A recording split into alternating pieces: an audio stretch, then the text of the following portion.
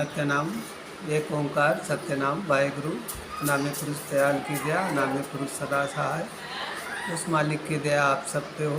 आप लोग जहाँ भी हो, देश विदेश पूरे संसार में, वो परमात्मा आप सबकी मदद करें। सत्य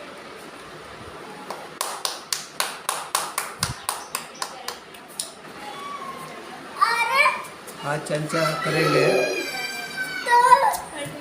भक्ति के ऊपर कि भक्ति क्या होती है और भक्ति जो है किस तरह से हासिल की जा सकती है।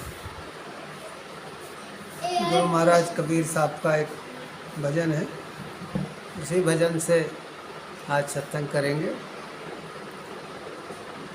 संतों भगति सत गुरुआनी, संतों भगति सत गुरुआनी। कहते हैं जो भक्ति है तो भक्ति सतगुरु की मदद से ही आ सकती है। और भक्ति का अर्थ क्या है? तू पीछे बैठना। मैं भग की इति, भग माया मोह, माया मोह बिना गुरु के मदद के संभव नहीं। तो गुरु से क्या मदद मिलती है? तो गुरु से विवेक और वैराग्य। पापा पापा ये हमें मिलता है कि विवेक क्या है, वैराग्य क्या है, इसकी समझ में आती है। बोलिया का नाम और है राजेंद्र ऋषि। पापा माया दो ही तरह से समाप्त हो सकती है, ज्ञान से और भोग से। इससे ही माया मोह की समाप्ति हो सकती है, मुक्ति हो सकती है। तो कहते हैं कि कोई भी शिष्य जब किसी गुरु के पास जाता है, दीक्षा लेता है, तो वहाँ से भक्ति की शुरुआत होती है। भक्ति एक नारी की संज्ञा देते हैं कि भक्ति जो है एक नारी की तरह है। और ये दो पुरुषों को जन्म देती है। कहते हैं नारी एक पुरुष दोई जाए, बूझो पंडित ज्ञानी। कहते हैं भक्ति रूपी नारी से दो पुरुष जन्म लेते हैं। भक्ति करने से दो चीज़ें पैदा होती हैं, कैमरा में दिखा रहा है ये विवेक मोबाइल को और ABCD वैराग्य। विवेक और वैराग्य ये दो चीज़ें जो हैं भक्ति से पैदा होती हैं।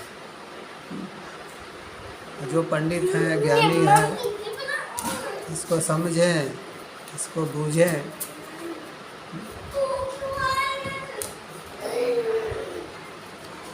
विवेक और वैराग्य दोनों के लिए ही सत्य क्या है, असत्य क्या है, पाप क्या है, पुण्य क्या है, इसको लेकर के व्यक्ति हमेशा संदेह में रहता है, शंका में रहता है। और इसी संदेह को, कन्फ्यूजन को दूर करने के लिए किसी गुरु के सानिध्य की ज़रूरत पड़ती है। और वैराग्य, वैराग्य एक जटिल विषय है। वैराग्य का अर्थ सब कुछ छोड़ करके भागना नहीं है। वैराग्य का अर्थ है कि सबके साथ रहते हुए भी उनके साथ नहीं रहना, अपना लगाव कम करना, ये वैराग्य है। और इसकी समझ गुरु से ही मिलती है। पाहन फोड़ी गंग एक निकसी, चहु दिसि पानी पानी। तेहि पानी दुई पर्वत बूढ़े, दरिया लहर समान। कह रहे मनुष्य का हृदय जो है पत्थर हो गया, सब चीज़ से लगाव है, परमात्मा को छोड़ करके, आत्मा को छोड़कर शरीर और शरीर के संबंधी संसार और संसार की चीज़ें, इसी के पीछे भाग रहा। तो कहते हैं कि मन पत्थर हो गया है और गुरु के सानिध्य में, गुरु के ज्ञान से, गुरु के अनुभव से जब ये पत्थर फूटता है, हृदय रूपी पत्थर टूटता है, तब ज्ञान की गंगा निकलती है और वो ज्ञान रूपी गंगा से पूरा 34 पानी पानी, पूरा मन की जितनी दिशाएं हैं सब ज्ञान से भर जाता है, ज्ञान रूपी जल से भर जाता है। ज्ञान का ऐसा दरिया मन के भीतर बहता है। यही पानी दुई पर्वत बूढ़े दरिया लहर समानी। कह रहे हैं कि सारा द्वैत भाव खत्म हो जाता है। वो अलग है, हम अलग हैं, हम ऊंचे हैं, वो नीचा है। सारा जो माइक भेदभाव है वो सब खत्म हो जाता है और दरिया लहर समानी, हृदय में आनंद। आनंद व्यक्ति के अंदर तभी आ सकता है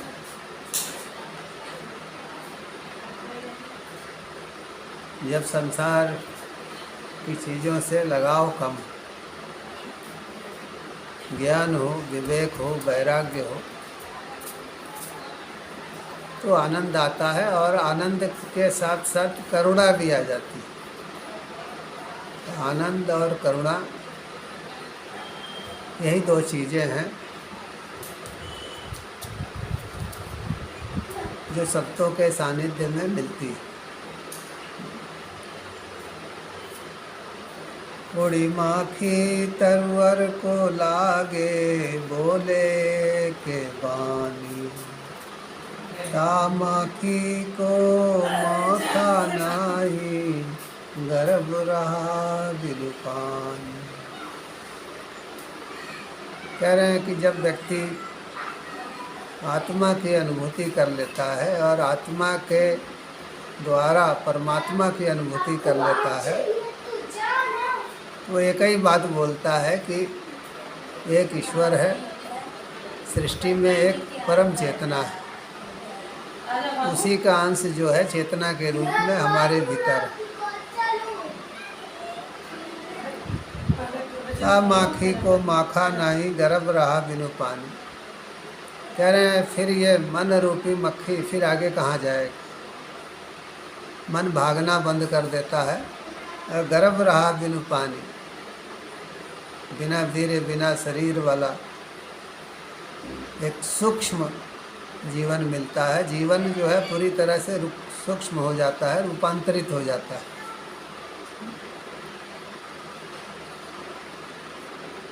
तो भक्ति संतों की मदद से, सतगुरु की मदद से ही आ सकती है। बहुत से लोग ये सवाल पूछते हैं कि क्या भजन हमेशा करना है?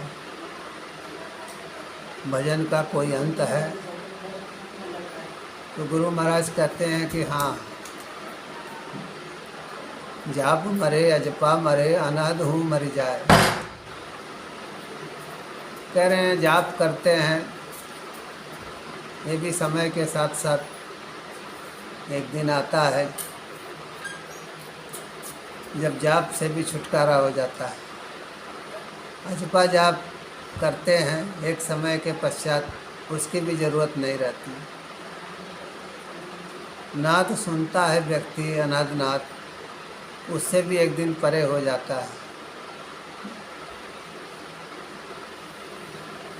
तो सूरत समानी शब्द में, सूरत चेतना, शब्द परम चेतना। चेतना परम चेतना का अनुभव कर लेती है, उसी में समाहित हो जाती है, तो फिर काल से परे हो जाती है। परम चेतना यानी परमात्मा समय से परे है। और आत्मा भी उसी में समाहित होकर के समय से परे, काल से परे हो जाती है।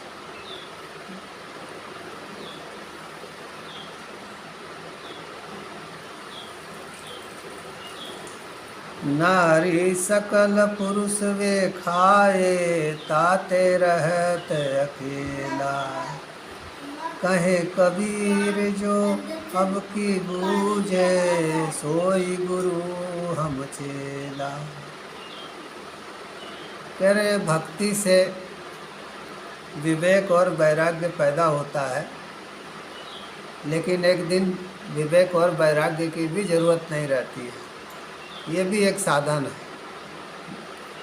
तो कह रहे हैं कि नारी सकल पुरुष वे खाए, भक्ति से ही विवेक और वैराग्य पैदा होते हैं और भक्ति में ही समाहित हो जाते हैं।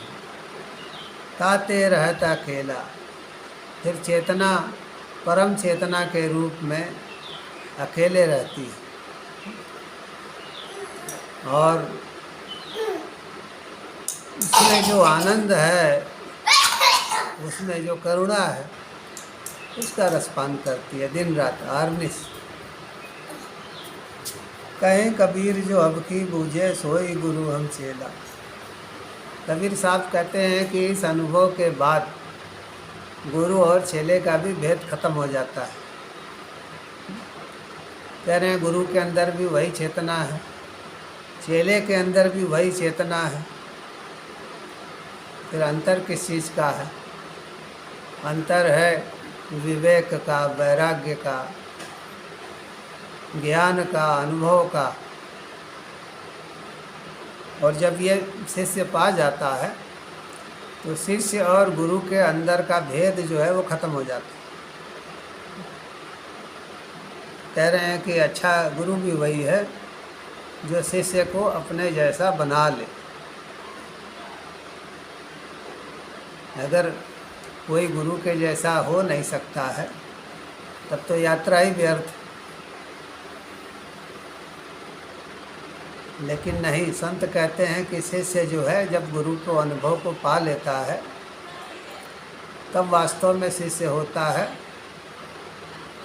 और तब गुरु और शिष्य का भी भेद खत्म हो जाता है। संत पलटू साहिब कहते हैं, शिष्य शिष्य सब ही कहें, शिष्य भया नहीं कोय, पलटू गुरु की वस्तु को लखे शिष्य तब होए। सब कहते हैं अपने को शिष्य, लेकिन हकीकत में शिष्य तभी बनता है जब वो गुरु के अनुभव को पा लेता है।